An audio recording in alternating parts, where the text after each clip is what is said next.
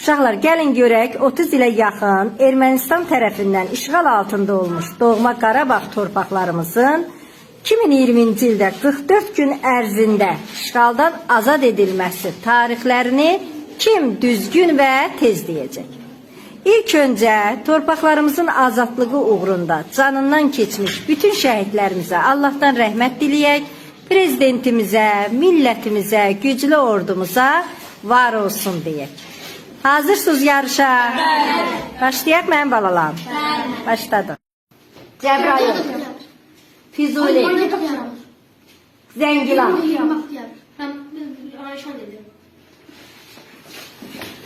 Qubadlı, 25 oktyabr. Qubadlı 25 oktyabr. sən dala,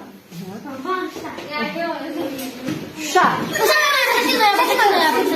Zeyni, Xocavənd,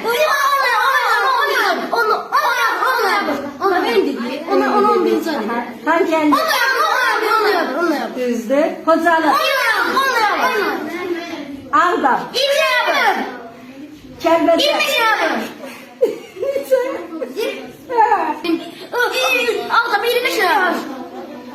Ağdam 20, Kəlbəcər, Laçın,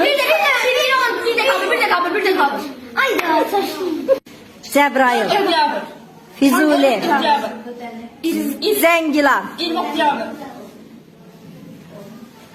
Keçsən, Qubadlı, biraz arxaya gedin uşaqlar. İkiniz də bir dediniz, biraz arxaya gedin uşaqlar. Şuşa, Xocalı, Xankəndi. Çox irəli gəlmin uşaqlar. Aha, Xocavənd, Kəlbəcər,